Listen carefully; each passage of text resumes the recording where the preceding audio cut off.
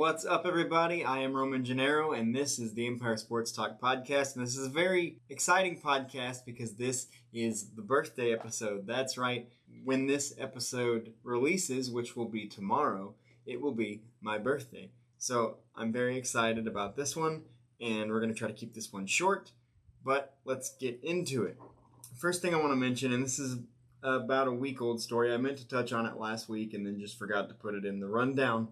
I wanted to touch on the fact that there was a rumor that came out about Deion Sanders and the Colorado Buffaloes, wherein it said that Deion had instructed the Colorado band to not play the traditional fight song after Colorado scored, because instead he wanted Shador's rap songs to be played over the loudspeaker.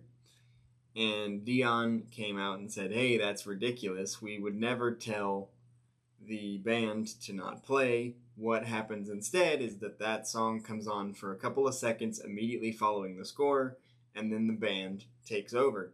And the fact that the piece of the song they use actually kind of leads into the fight song itself." And obviously, if this is a rumor and this didn't happen, it's not true and it's not news, but it got me to think about the fact that the reason that rumors get started, or at least one of the reasons that rumors get started, is because there's something about the subject of the rumor that, at least for a moment, would let you believe that rumor. And there are countless things about the Colorado football program in the last 2 years under Deion Sanders that would at least make you pause for a second and say, did he actually do that? Because that's crazy. Things like telling an entire football program to pack their bags when he first got there. Things like wearing their social media handles on the back of their practice jerseys. Things like the things they've actually done immediately earns this rumor at least some believability. And so I found that interesting because, yeah, this particular rumor is pretty outlandish. But it's one of those things where you look at it and be like, if he did that, I could see that. And that's because the things that have gone on around Colorado football have been quite ridiculous. And I say that because Colorado's most recent game against Colorado State's quarterback had some comments about, let's see how far their social media handles get them and this kind of thing, that we're going to be ready to play, all of us, and we'll see how far it gets them. And Colorado did win that game. And Shador Sanders, the Colorado quarterback, didn't forget those comments, refused to shake Colorado State quarterback's hand after the game, and was making comments about how about those, social media handles, making comments about his comments. But to go back 1 week, there's a reason comments like that get made. Because I saw on social media this week, and I tend to agree with this, that in the span of 2 years since Deion Sanders took over the Colorado program, this team has gone from everybody rooting for them and them being the hot topic and the trendy team and all the stuff, to everybody wanting to see them fail. And it's because it's really easy to get very tired very quickly of a team who was 4-8 a year ago and is expected to be 4-8 again because they have the same strength of schedule they had a year ago, the fifth toughest schedule in the country. It is very easy to get tired of a team like that when they play like 4-8 but act like Georgia. And I saw that on social media this week, and I thought it was very poignant because not so much Deion, but a little bit Deion. But if you watch a Colorado game, and I watched their game against North Dakota State, which they barely escaped, they act like they're the best team in the country when that win against North Dakota State was their fifth win under Deion Sanders. And now they have 6 wins under Deion Sanders. They lost to Nebraska.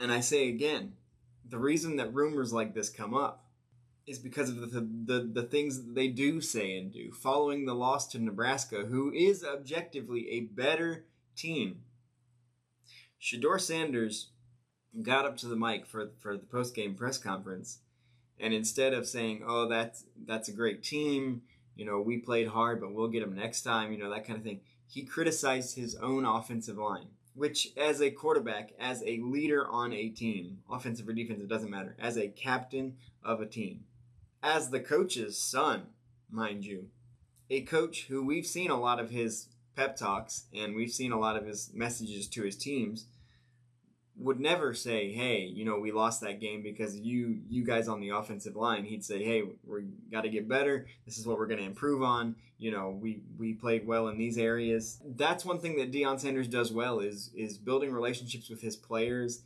and doing what he can to build them up and make them better. So for his own son, for Shedeur to come out publicly in a press conference and criticize his own offensive line, that's why things like this pop up. That's why fake stories like this pop up.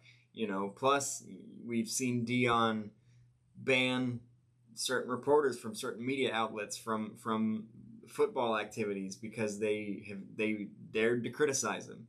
This is the stuff that has happened. So it's no surprise that rumors like this would come out and, at least for a moment, be believed to be true. And that's what happens when there's more noise around your program than there is winning. Deion Sanders right now is not building a winning culture at Colorado. He's building a media circus. And so it's no surprise that rumors like this come out, because that's how rumors get started. They look at the previously outlandish things you've done and they take it a step further and make up a story about, "Oh, so-and-so did this." And for a moment, that story can be believed because of the things that have happened in the past. And so normally I wouldn't talk about something that was rumored, except for the fact that it came out of this program, which has done things at least equivalent to this in the past couple of years. The next thing I want to talk about, it's a little bit of a weird story. It's something out of the Anthony Rendon School of Baseball. The Minnesota Twins have announced that they have cut catching prospect Derek Bender for tipping pitches to the opposing team. When Derek's teammates reported that he had said to them on multiple occasions he just wanted the season to be over. And so he thought tipping pitches would be a way to do that. A couple things.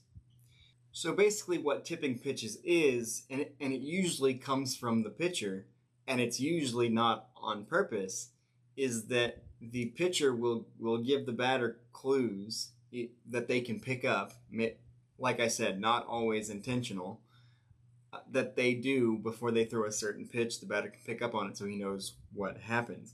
In this case, Bender would literally tell the batter what was coming. And we saw an extreme version of this, and I don't know, this is where my mind immediately went when I heard this story.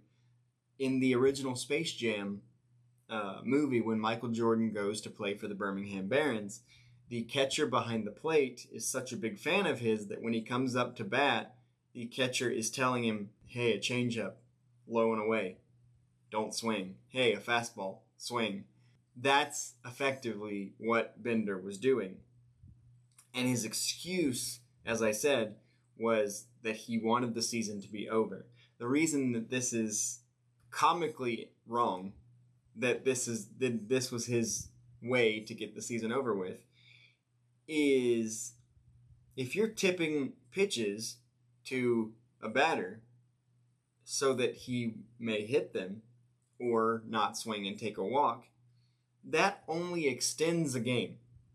Offense extends games. If you look at games that are 10-9 versus games that are 2-1, the games that are 2-1 get over faster because offense and base running extend games. More pitches have to be thrown. It's just the way it is. So the fact that Bender thought that this was a way to get games over faster is significantly poor judgment. You hear things in sports about, oh, LeBron James has a high basketball IQ, or Patrick Mahomes has a high football IQ. This is not an example of high baseball IQ. And I do believe there is a mercy rule in the minor leagues, so maybe that's what he was going for. He's like, if they can score 10 runs in an inning, we can be done. If that's what you're going for, it's going to be found out quickly, which obviously it was. And if that's not what you're going for, then I don't know what to tell you. This was colossally poor judgment. And the reason that I jokingly said that this was from the Anthony Rendon school of baseball was that he just didn't want to play. He didn't want to play in the game. And there are a lot of ways to do that. You could say, hey, I'm not feeling so good. He's a catcher. Catchers kind of alternate. They don't usually play every day. There are a lot of ways to say, I don't feel like playing. You could, step away from the game for mental health reasons. There are so many ways to say, hey, I'm just not feeling it. Or if you just don't want to play, you retire, whatever.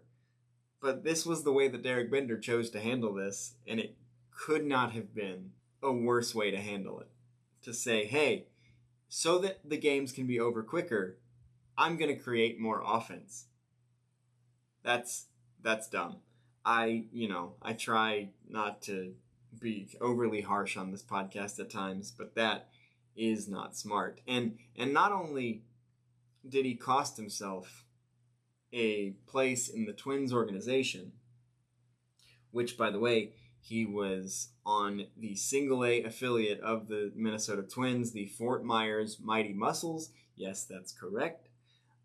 And he was hitting 200 with 2 homers and 2 doubles in 19 games. Let's stop right there. This is someone who, after 19 games, granted this was with Fort Myers, who he had been assigned to on August 6th, after 19 games with the team, decided, I don't want to play anymore. I want the season to be over. And was tipping pitches. No telling how many games he got through before they caught him, so he could have wanted to be done sooner than that. And as we know, Anthony Rendon just seems to not enjoy playing baseball for the Angels, and this seems like a page out of that book. As I said, not only does he cost himself a place in the Twins organization, but after the story has come out, who is going to take another chance on him? Who is going to say, hey, tough luck. Come play for us. Because this was a situation of his own making. He had former teammates in the Twins organization that said, hey, this is a tough situation. He's one of my favorite teammates. He made a mistake. But this was done purposefully and with intention to end the season in favor of his opponents just so that he could get home quicker. This is not a mistake. This is an intentional act, sabotaging his own team, and by the looks of it, sabotaging his own professional baseball career. I hope it was worth it to Derek Bender to be home a couple of days, a week or two earlier, because his baseball career might be over. The minor league baseball season is wrapping up anyway. You can't stick it out for a few more games. Like in Jacksonville, where I am now, I believe Jacksonville's, which is the AAA affiliate of the Miami Marlins, I believe their last game is later this week. So Derek Bender couldn't stick it out in single A for another week or two. Congratulations, buddy, because you just bought yourself a one-way ticket to working at Costco or something, because your professional baseball career is over. I hope you got a good degree from Coastal Carolina University, because you're going to need it. I want to touch on a couple of NFL news and notes before I get to my last thing, which I want to spend a little bit more time on. First question we have to ask, are the Saints for real? Because what looked like not a fluke, because they were playing Carolina in week 1 and everybody beats up on Carolina. And then they come out and beat Dallas by 20. in Dallas. They had 130 something, I think it was 134 rushing yards before contact. Alvin Kamara had 4 total touchdowns.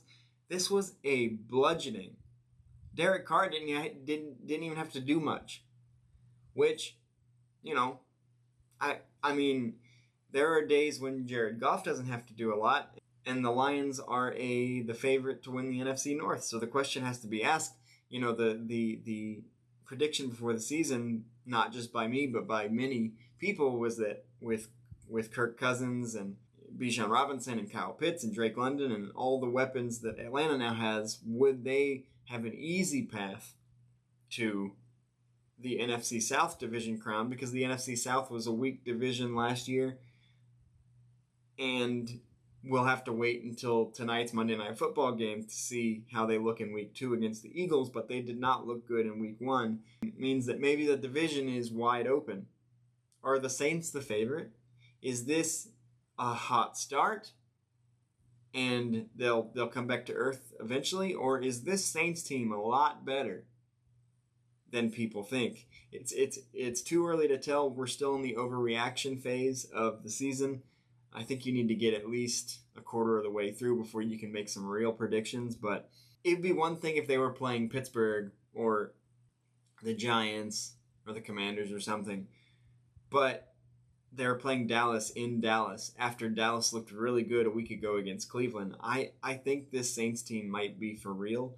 We'll have to see, because the first 2 games, Alvin Kamara has carried a good portion of the load. We'll have to see what happens if a defense is able to kind of slow down the rushing attack and force Derek Carr to be a pass-first quarterback.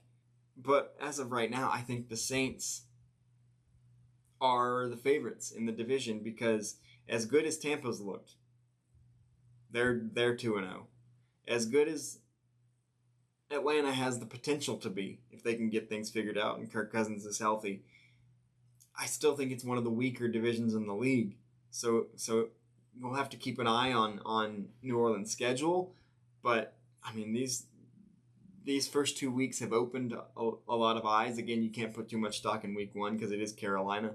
But beating Dallas in Dallas by 25 points is significant. Derek Carr only threw for 2 touchdowns, and he did run one in. Alvin Kamara did the rest of the work. As I said, that was 143 yards before contact.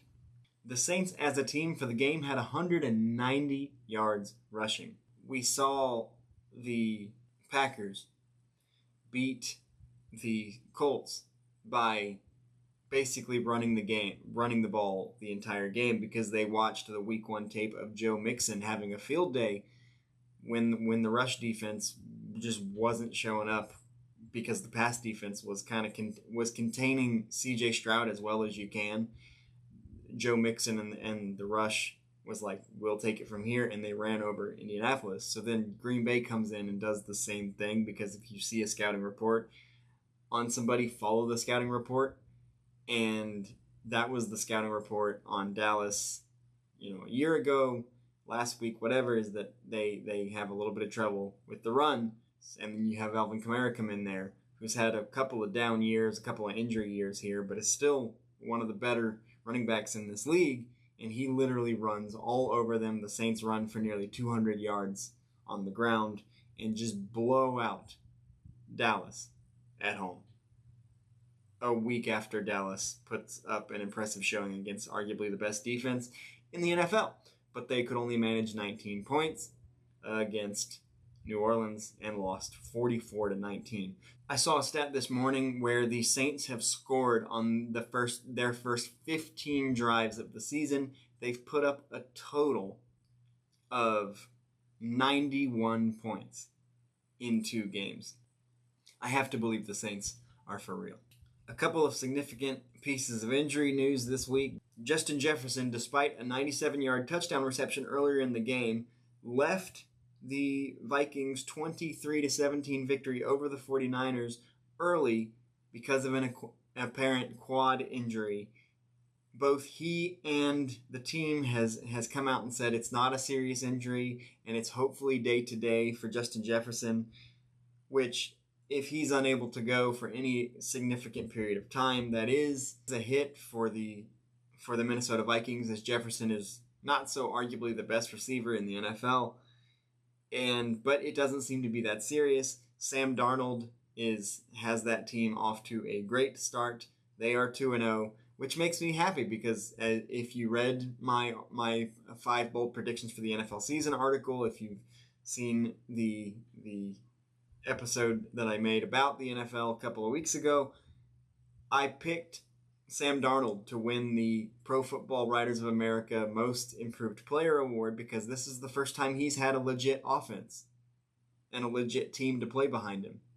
So I'm enjoying seeing what's happening in Minnesota. Hopefully Justin Jefferson can suit up for week 3.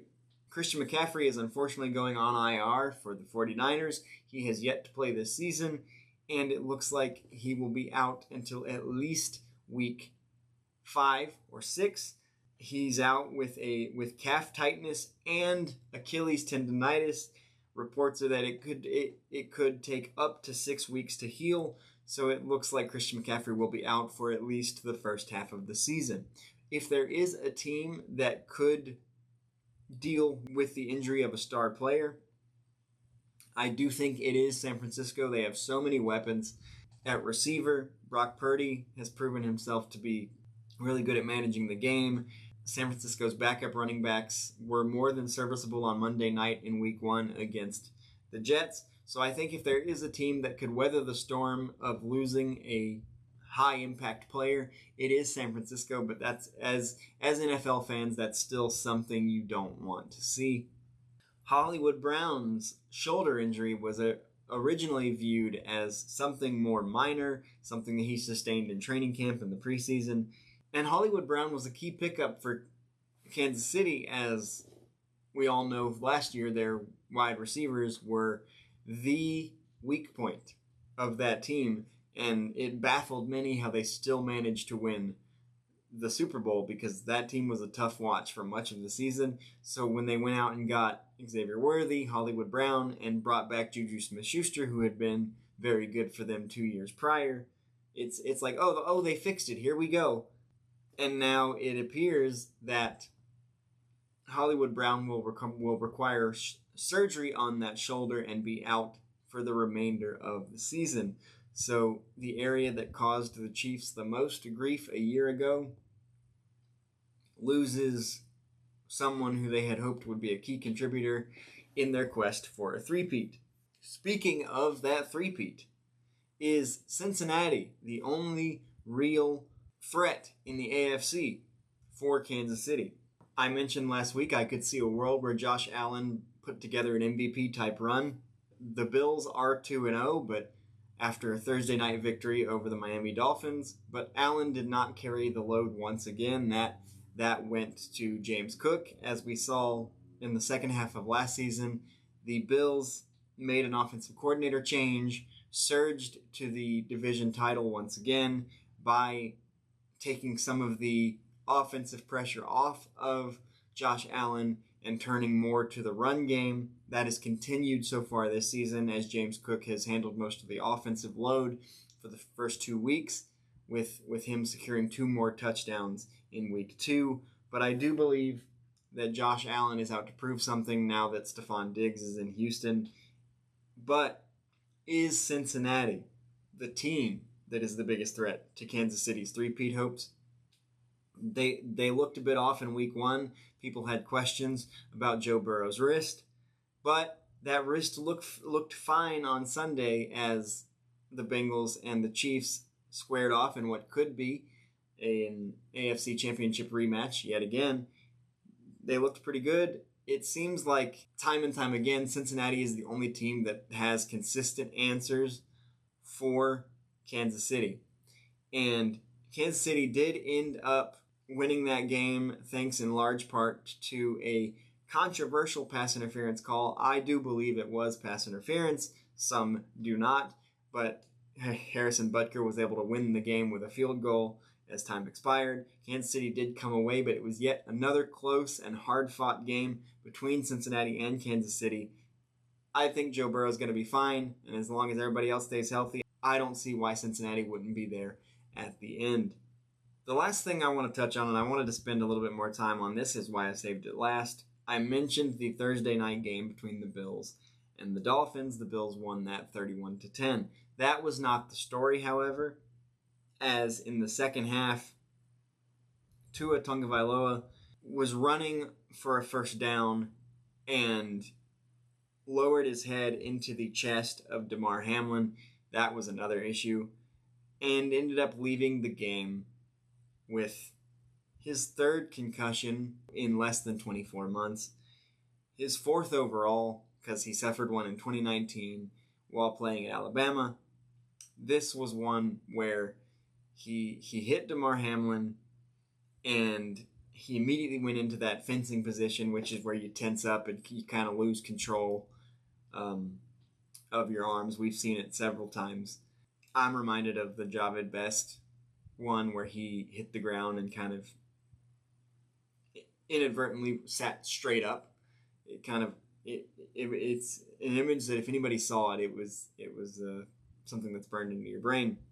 This was definitely a scary situation that prompted a lot of people to ask, is Tua done, or should he be done?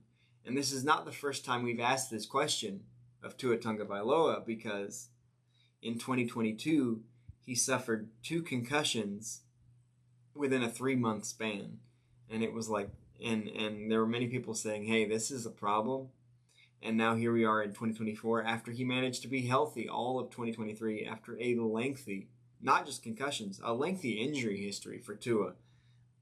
And so there have been a lot of debates on most of Friday was not about the game that was played, was not about the baseball games that were going on or any other sports news that was happening. Most of Friday morning, ESPN, across multiple programs, was talking about what should Tua do next? What does this mean for Tua?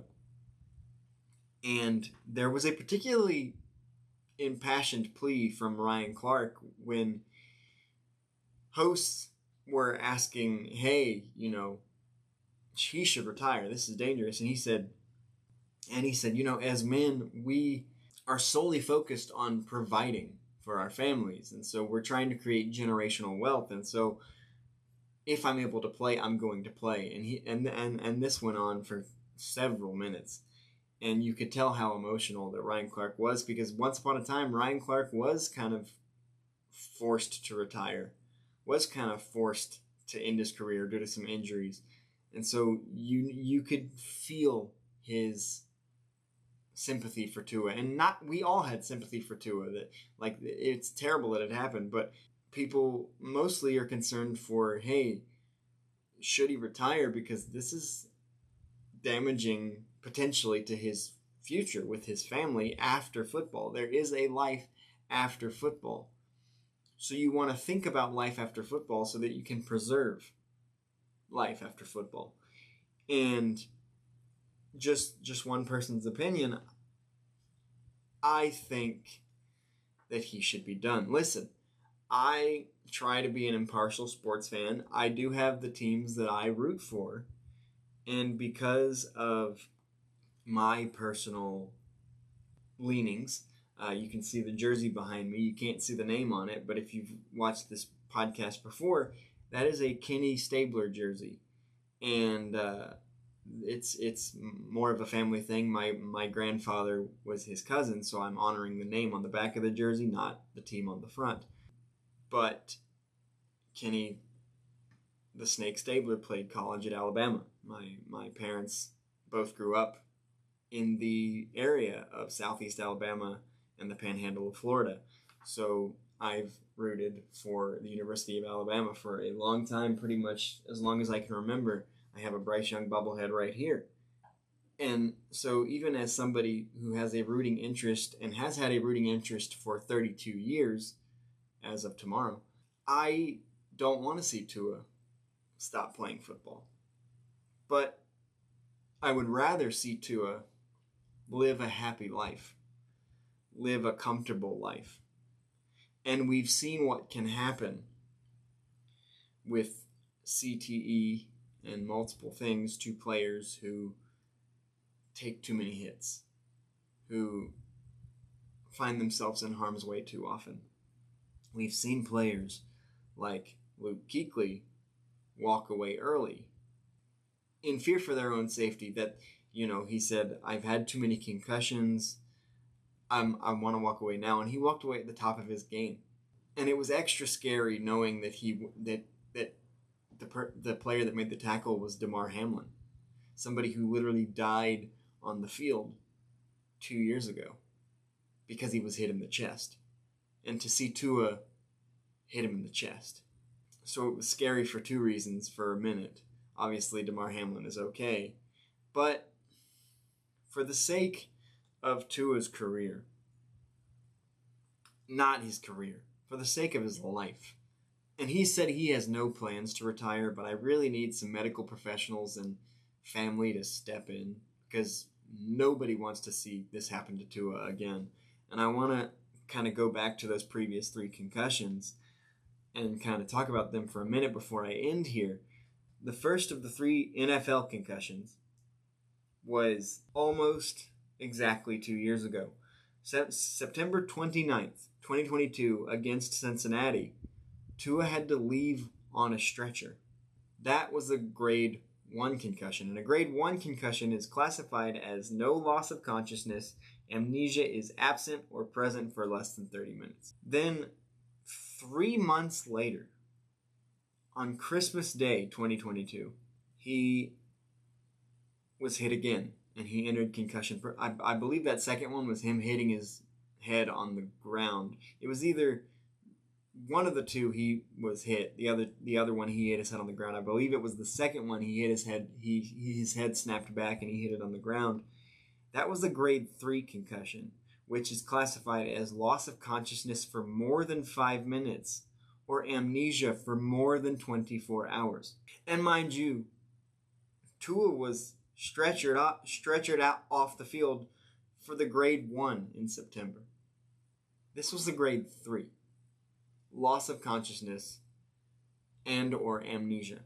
And he didn't clear concussion protocol for over a month. He didn't clear concussion protocol until January 31st, 2023.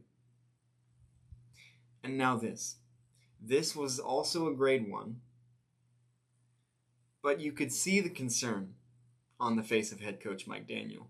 You could hear the concern from the opposing Buffalo Bills players before he even got hit. There were players on the sideline saying, "Slide, get down," because they knew Tua's history. And even they, as his opponents, as his rivals, did not want to see him hit in the head. And he left the game. And we don't know when he's going to get back on the field. But it is the opinion of this podcast host, as much as I've rooted for Tua for his entire football career that's been televised, it's time for him to walk away. Not because he can no longer play football, but because there are more important things than football. And it's his life and his family after this game. And I understand, and I've come to understand in the past few years, especially, how difficult it is to walk away.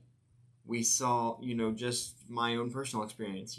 I saw Michael Jordan retire and unretire multiple times. You saw Brett Favre retire and unretire multiple times. Tom Brady unretired after 45 days. I understand.